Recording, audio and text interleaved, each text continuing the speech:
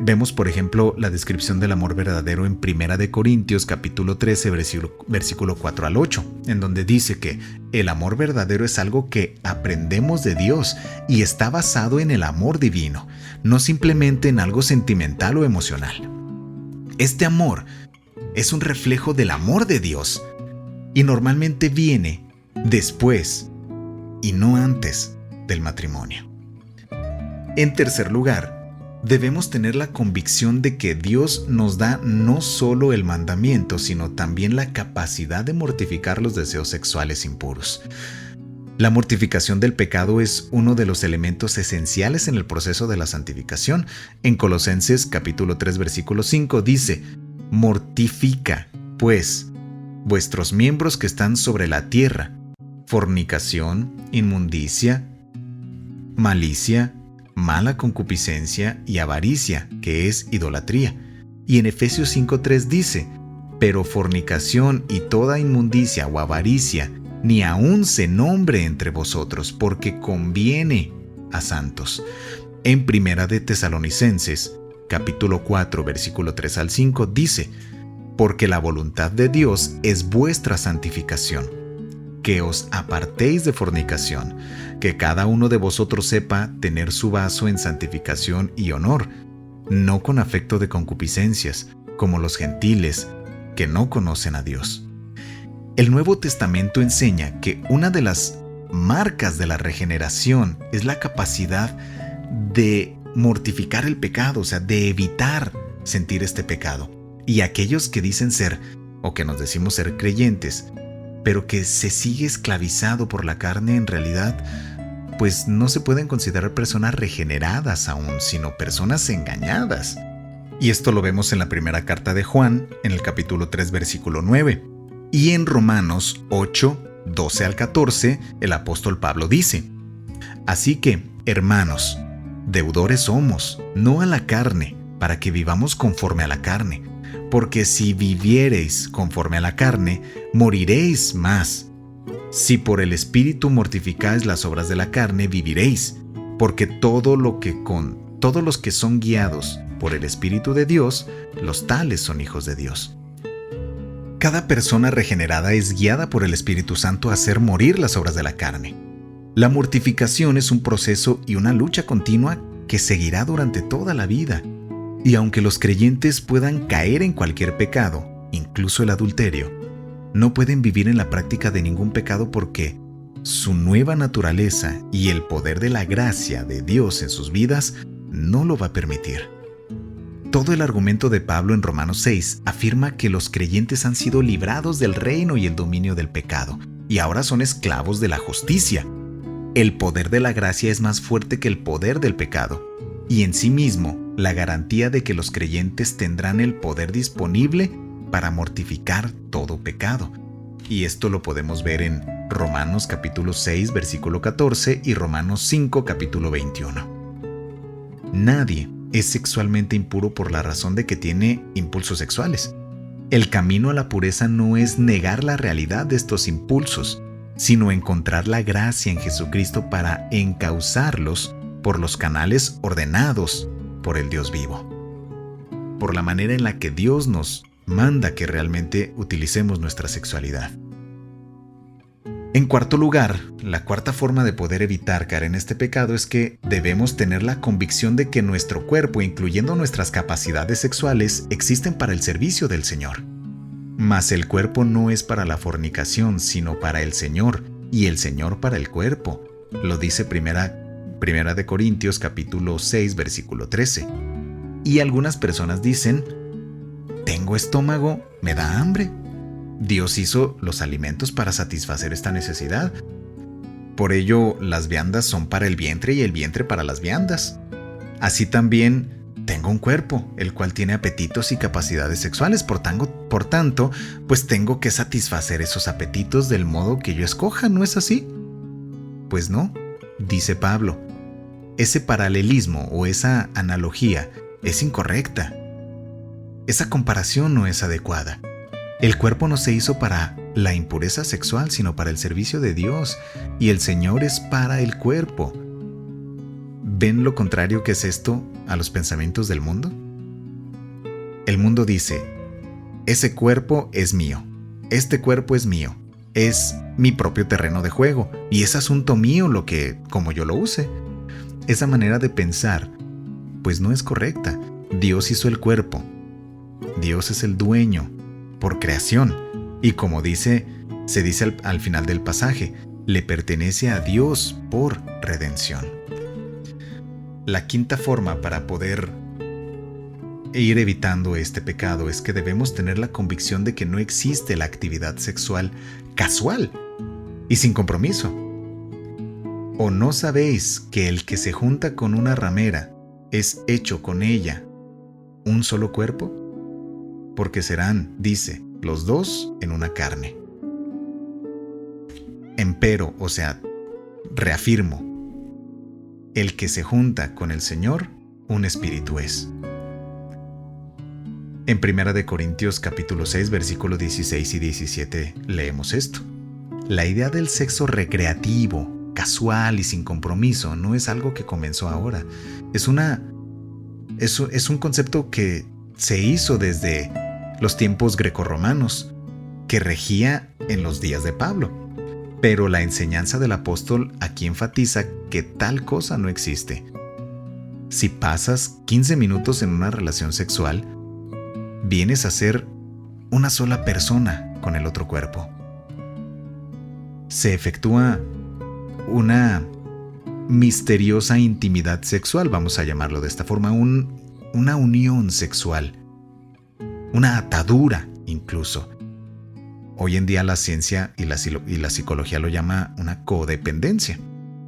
Si vamos a ser guardados de la presión que nos rodea en el área de la inmoralidad sexual, debemos tener la convicción de que no hay tal cosa como actividades sexuales por diversión, por gustos simplemente casuales y sin compromiso. Tal cosa no es correcta ante los ojos de Dios. Y en sexto lugar, sexta forma de poder evitar caer en el pecado del adulterio es que debemos tener la convicción de que la impureza sexual es una forma única de autodestrucción. En 1 Corintios capítulo 6 versículo 18 dice: huid de la fornicación. Cualquier otro pecado que el hombre hiciera fuera del cuerpo es, o sea, no afecta tanto dentro del cuerpo. Mas el que fornica contra su propio cuerpo peca. Aquí dice Pablo que entre los pecados que destruyen el cuerpo, el de la impureza sexual es único. La misma capacidad dada por Dios viene a ser nuestros asesinos y destructores en muchas ocasiones. Salomón advirtió a su hijo de uno de los resultados de acercarse a una ramera. Su cuerpo quedaría consumido, y esto lo leemos en Proverbios capítulo 5 versículo 11. No se puede hablar de las víctimas del SIDA, por ejemplo, si se habla del SIDA por transmisión sexual, la gonorrea, la sífilis, sino de los justos recipientes de un juicio de Dios, de una consecuencia de faltar a este mandamiento. Y si tú no eres creyente hasta ahora, pues creo que debería de ser de tu interés personal evitar la impureza sexual por las consecuencias que hoy se están viviendo, emocionales, físicas, todo eso. Y si tú hoy eres creyente y quieres, al igual que Pablo, evitar la impureza sexual, que Cristo sea magnificado en tu cuerpo, debemos orar para ser librados de esta impureza sexual. Estuvimos hablando acerca de lo que es el adulterio físico. Ahora vamos a hablar del adulterio espiritual. La Biblia usa la palabra adulterio para hablar de todos los pecados que son manifestaciones de la deslealtad o la infidelidad. Los pecados que constituyen una traición de cualquiera de nuestras relaciones fundamentales en la vida. El séptimo mandamiento exige que seamos fieles a nuestra relación matrimonial, a nuestras amistades, a nuestra iglesia incluso aún más a nuestra relación con Dios. En otras palabras, el adulterio espiritual sucede cuando no somos fieles en cualquier relación en que estamos comprometidos. La relación principal que tenemos que proteger y mantener es nuestra relación con el Señor. Cuando un creyente comienza a ser fiel a Dios, tarde o temprano será fiel en todas sus otras relaciones básicas de la vida. Adúlteros y adúlteras, ¿no sabéis que la amistad del mundo es enemistad con Dios? Cualquiera, pues, que quisiere ser amigo del mundo, se constituye enemigo de Dios. Esto lo leemos en Santiago 4:4. Y aquí nos dice Santiago que la raíz del adulterio es en primer lugar el adulterio espiritual. Cometemos el adulterio espiritual cuando permitimos que otras cosas tengan más importancia que nuestra relación con el Señor. La forma más común en que muchos creyentes cometen este pecado es que lo que Santiago señaló, la mundanalidad, las cosas del mundo, la amistad con el mundo, la codicia y la búsqueda de las cosas que el mundo persigue. El creyente que cae bajo la influencia del mundo dejando que las vanidades, los placeres y las costumbres del mundo tengan influencia dominante sobre él, es culpable del adulterio espiritual. Hay muchos que cometen el adulterio espiritual en sus mentes porque siempre están soñando más con las cosas y los anhelos del mundo que en Dios. Estos creyentes no dan al Señor el primer lugar en sus vidas.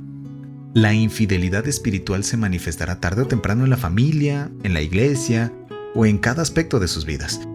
Muchas de estas personas terminan pues en un desastre porque se convierten en apóstatas. Se vuelven al mundo y abandonan al Señor, convirtiéndose finalmente en sus enemigos. Esto nos recuerda de lo que vimos en nuestro primer mandamiento, que en la Biblia dice, Dios habla de sí mismo como casado con su pueblo y nos dice que tiene un celo por mantener la pureza y la fidelidad que existe entre Él y su pueblo. A menudo se refiere a Dios como el esposo o el marido y a los creyentes como su esposa. A través del Antiguo Testamento encontramos la figura de Dios como el esposo y a Israel, el pueblo de Israel, como la esposa. Y también Israel es caracterizado como su esposa adúltera, es decir, culpable del adulterio espiritual por haberse contaminado con los ídolos de los pueblos paganos. Y el amor celoso de Dios exigía de los israelitas una lealtad y una fidelidad absoluta. O sea, un amor puro, un amor de entrega total al Señor. Y en el Nuevo Testamento encontramos el uso de la misma figura para ilustrar la responsabilidad de nosotros como creyentes ante nuestro Señor. Pablo dice en la segunda carta de Corintios, capítulo 11, versículo 2, pues que os celo con celo de Dios, dice la palabra, porque os he desposado a un marido, para que presentaros como una virgen para a Cristo. Y también en relación con el peligro de los ídolos, advierte en 1 de Corintios, capítulo 10, versículo 22. Aquí dice, ¿o provocarás a celo al Señor? ¿Somos más fuertes que Él? Entonces, cualquier compromiso o contaminación con los ídolos de este mundo, sea en sentido religioso, mental o sexual, provoca a celos al Señor.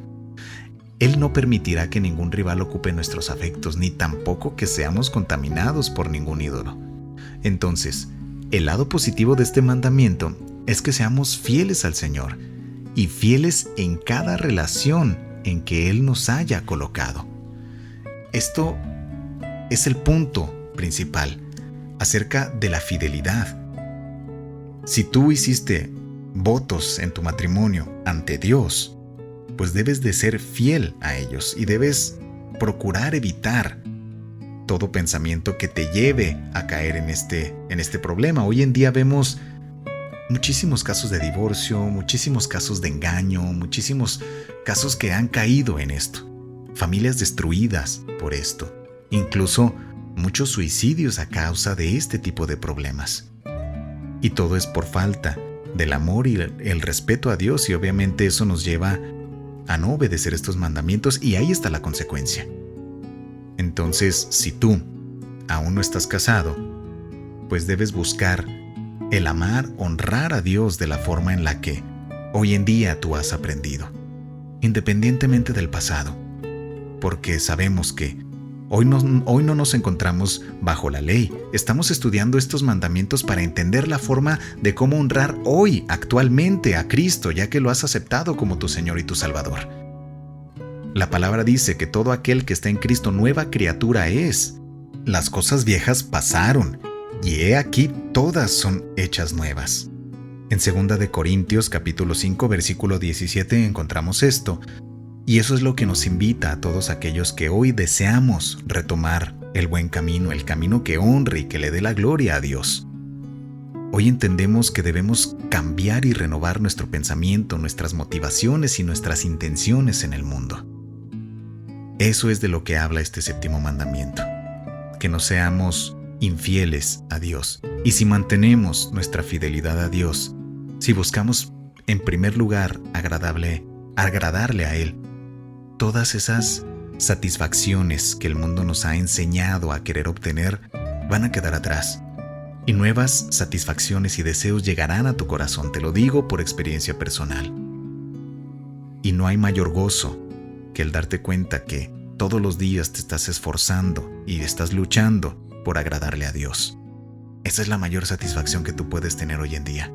Y todo lo demás que creías que necesitabas, no lo vas a necesitar, y cosas más grandes y más satisfactorias vendrán en el camino. Ten fe en que así sucederá. Bien, pues con esto terminamos el estudio del día de hoy. Amigos, hermanos, todos los que nos escuchan, de verdad espero que este mensaje haya sido de gran utilidad el día de hoy, que hoy hayas escuchado esa respuesta que estabas buscando y que hayas encontrado ese gozo, esa paz y ese camino que tú quieres seguir. Te recuerdo que este estudio te lo podemos compartir vía digital. Te comparto mi número de WhatsApp 449-155-1768, Alex Collazo, para servirte. Y con muchísimo gusto te podré compartir todavía más información con respecto a esto. Por el momento, pues, nuestro tiempo se terminó. Te mando un fuerte abrazo. Nos escuchamos el día de mañana. Continuaremos con el 8º mandamiento. Pero por esta tarde, te deseo que tengas un excelente día, que sigas meditando en esto y que Dios siga transformando y exhortando tu corazón. Te mando un fuerte abrazo y nos escuchamos el día de mañana.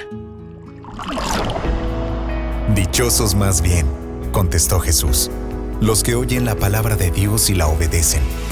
Lucas 11:28. Acabamos de escuchar un mensaje de la palabra de Dios, a través de tu programa, Conociendo la Palabra de Dios, con Alex Collazo. Deseamos que haya sido de edificación y que rinda frutos en tu corazón. Compartiendo las buenas nuevas del Evangelio. Radio Fuente de Vida. Hasta la próxima.